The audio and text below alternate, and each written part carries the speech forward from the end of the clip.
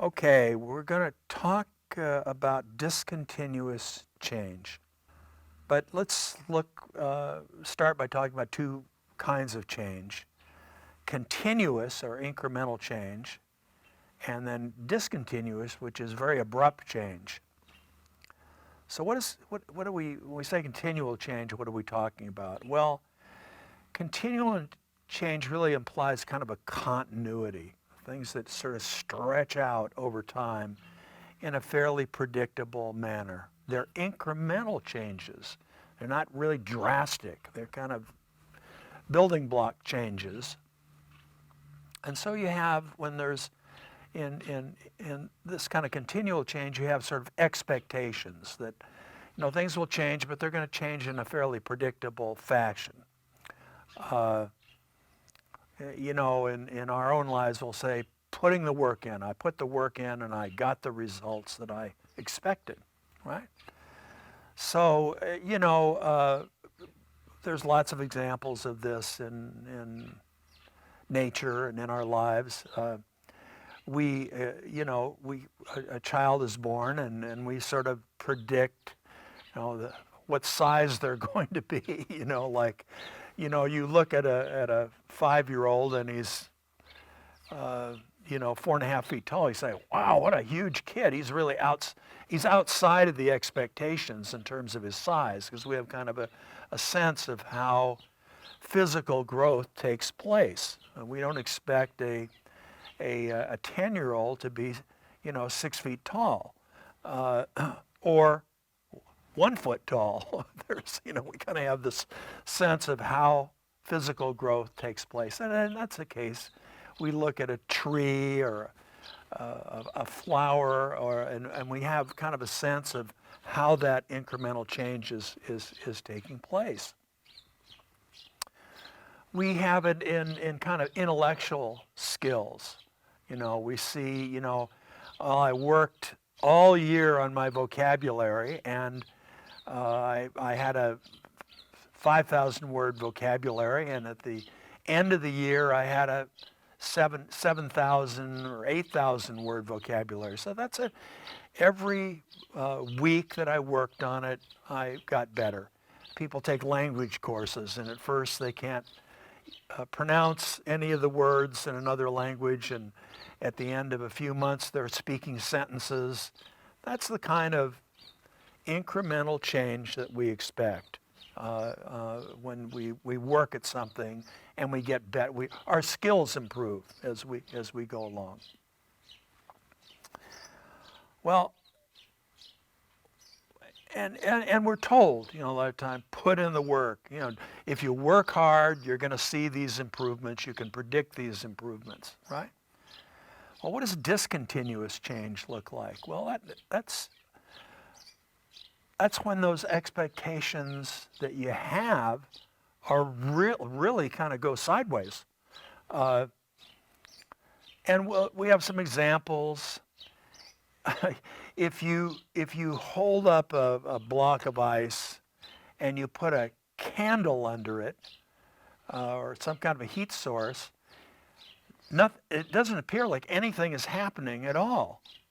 And then after a while, water starts, the ice begins to melt and turns into water.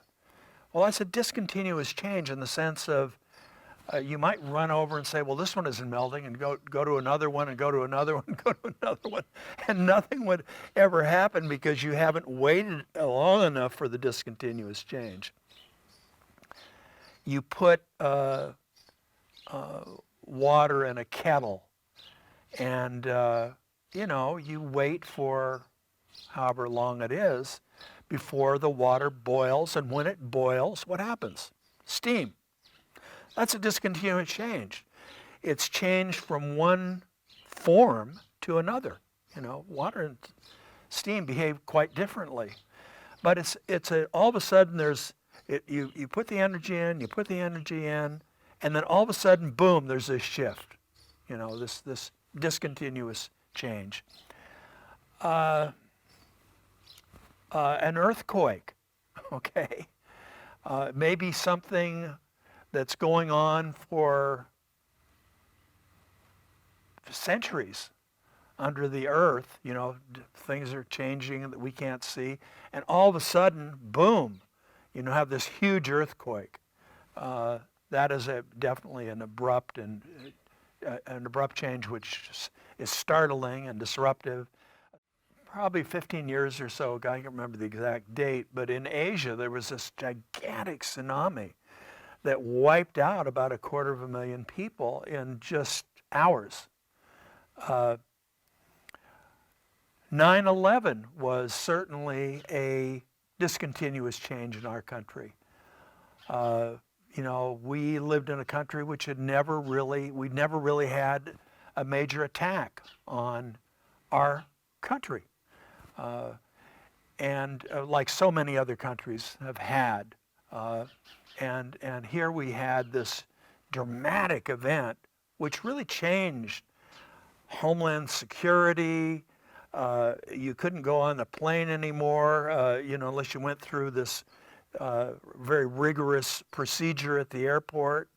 A lot of things changed in this country, including our thinking about vulnerability. We got very paranoid about terrorism and so forth and so on, even though, frankly, most of the terrorism that's occurred in this country has been our own citizens, white supremacists. COVID-19 is an example of a discontinuous change. All of a sudden, the world changed, okay? Although there were some people who, by denying it, hoped that it didn't exist or something like that. It changed our country. It very, very, very dramatically. Actually changed the world very, very dramatically, very suddenly, and it was not our expectation at all, even though we'd had a lot of scientists telling us over years that this was quite possible.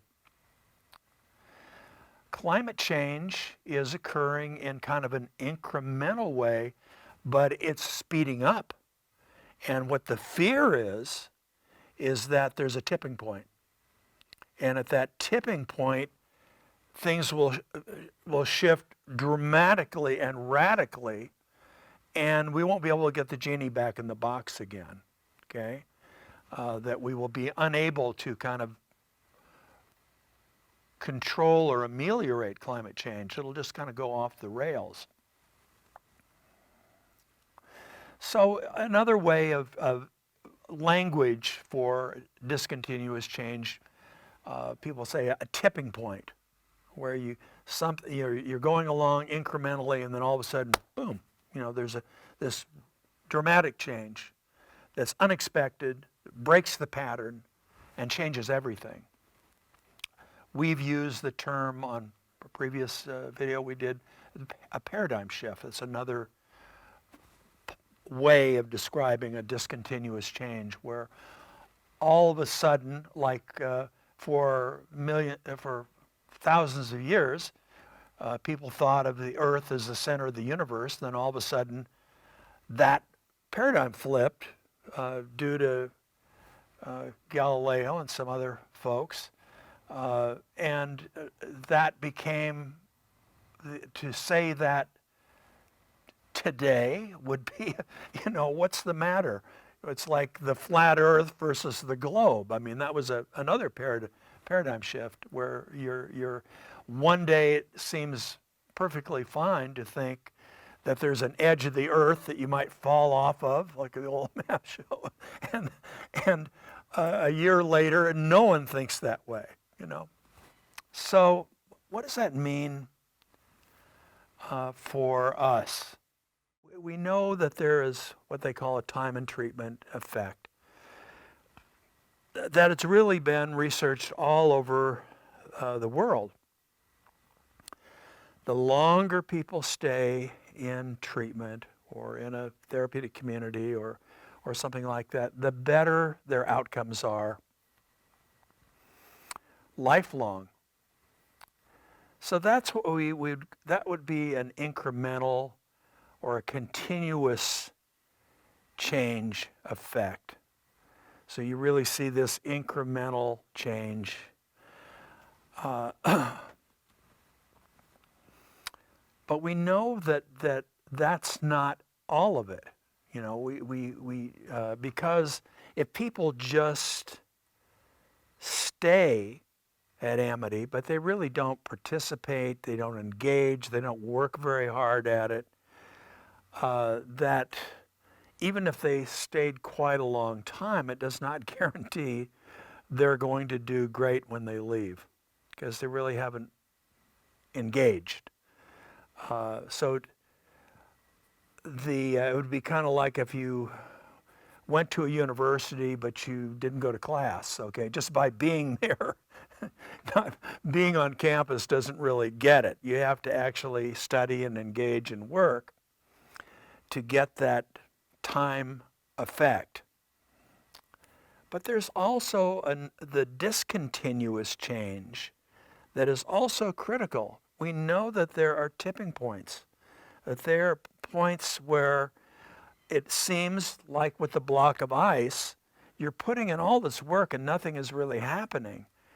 And then, and some people, you know, they've really worked hard, but they say, well, nothing's really happening, and they quit. But they may have been only a week or a month or, you know, away from the discontinuous change, where all of a sudden the box flipped or the tipping point occurred, and they really had this kind of consolidation of all the experience that they've had. And we see that over and over again. I mean, I've been doing this for over 50 years, and I know so many people I've talked to, and I say to them, this is, you know, maybe months or years after they've been at Amity or at another similar kind of organization. What was the tipping point? What was the time when all of a sudden things really fell into place for you?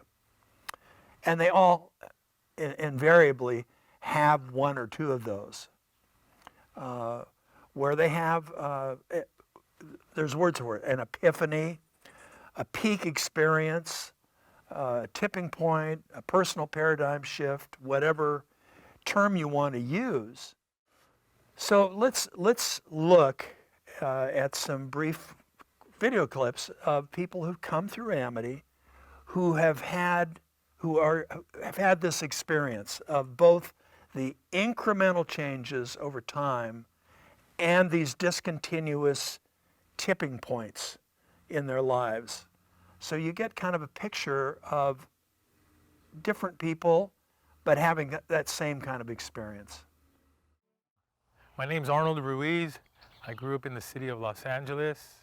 I remember this one day when, like, you know, I felt changed inside, but I forgot, you know, I was so conscious of working on the interior that I kind of like forgot to work on the exterior, to where, you know, I was mistaken for the wrong person one day, you know, going on a pass, catching the bus in downtown Los Angeles, to where it was kind of like life-threatening, scary, and it put me in a situation where I started to think like, okay, I can't fit the description of an ex-gang member and be changed inside or working on myself inside. So now I have to take it a little bit further, you know, as far as like another layer I have to uncover, which was, you know, changing my appearance. You know, I wore a 3X t-shirt, size 52, jeans, shaved my head, had tattoos on my face, walked different, you know what I mean? Kind of like, you know, thuggish and stuff like that. You know, and I was learning that in order to become someone else, that was something else that I had to work on, you know. So I started off with kind of like asking questions or looking around, or just you know, emulating somebody that I wanted to be like, you know, whether it was just the exterior. Okay, I see this guy, he looks like a square, you know, somebody that nobody will hurt, harm, or something like that. You know, this is me at the moment, so like I just would emulate them, you know, shrink down on my on my like t-shirt size to where I would shrink down on my jean size, you know, to just simple things that were kind of like strange to me, to where like, you know, I thought it was funny that I was able to actually see my tennis shoe for the first time in, 25 years. My name is Sheila Schrader, and I'm 66 years old. I came to Amity in 1984 when I was 31. One of the very first concepts that I tuned into, I had been clean probably 6, 7, 8 months when my eyes started popping open, my ears started hearing, was the paradigm paralysis or paradigm shift concept.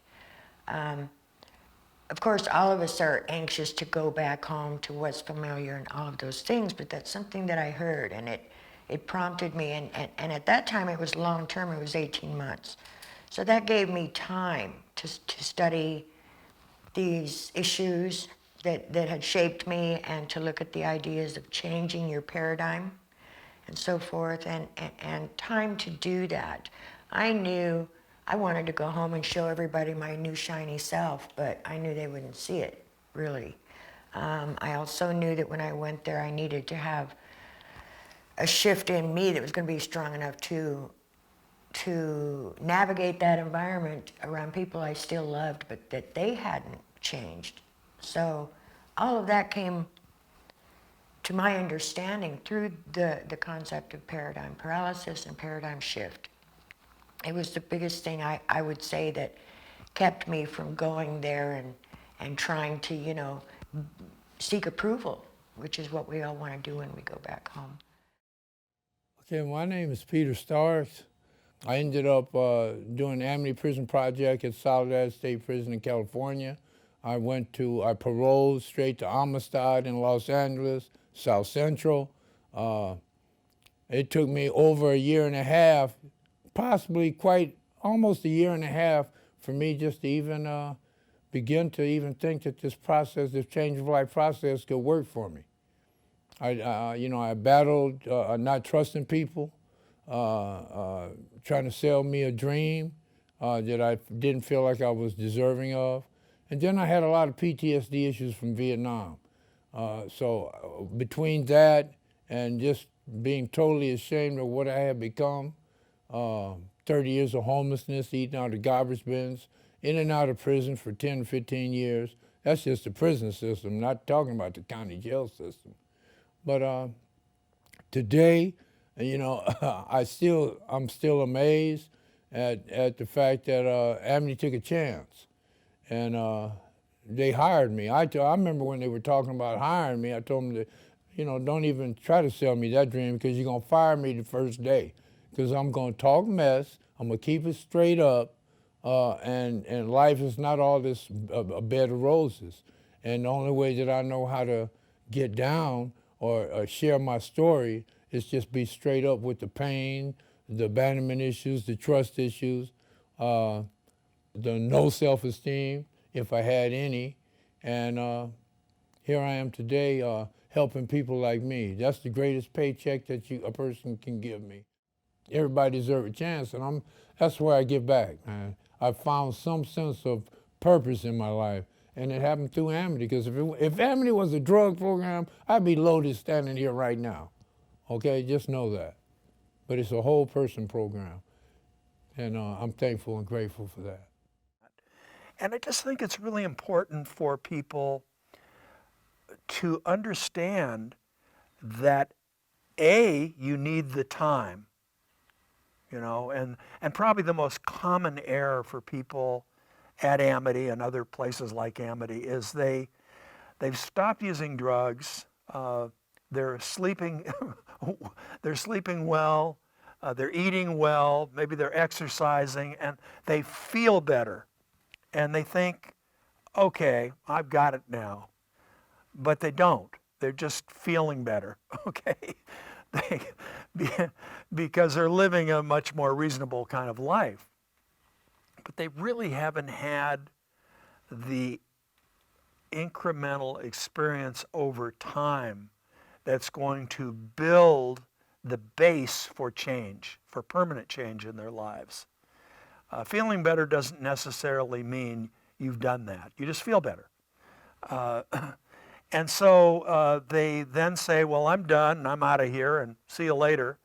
And the next thing we know, they've overdosed, or they've relapsed, or things have not worked out well because they didn't give the time, okay? At the same time, so it's important for people to understand this dynamic that you've got to put in the time, the incremental period of time. We know that 90 days is the threshold of change, that under 90 days, scientifically speaking, rarely does anything really happen. Beyond 90 days, every month will improve the potential outcomes. A year is really a great marker, you know, if you can do that. But we also, so first know, if you want the results out of this, you need to put in the time and the effort. But secondly, you have to recognize that there will be periods of time when you've really worked hard, you've done everything right, and it feels like you're stuck. You aren't stuck. It's the next thing that will happen is the discontinuous change, where you really, all the results sort of appear at the same time, and you have this real tipping point in your life.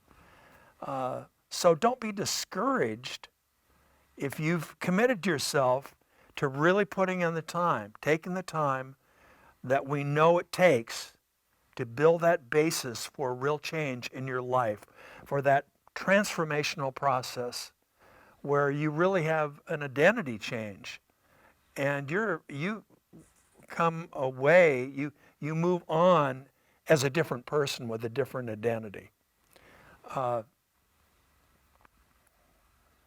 So you've got to do that. Once you've made that commitment, that's great. But then don't get discouraged because it feels like you have these plateaus, you know, or just go on forever and you're working hard, you're doing everything, and nothing appears to be happening. It's happening. It is happening. It just is, you have to wait for that moment, for that epiphany, for that realization, for that paradigm shift, for that discontinuous change, which will happen. It's inevitable. It will happen. So don't get discouraged and quit before it happens. Probably the saddest thing is somebody who is maybe a month away from this incredible change and stopped before they got there. You know, that's sad and unnecessary. So I hope that's helpful to all of you who are engaged in this process of change.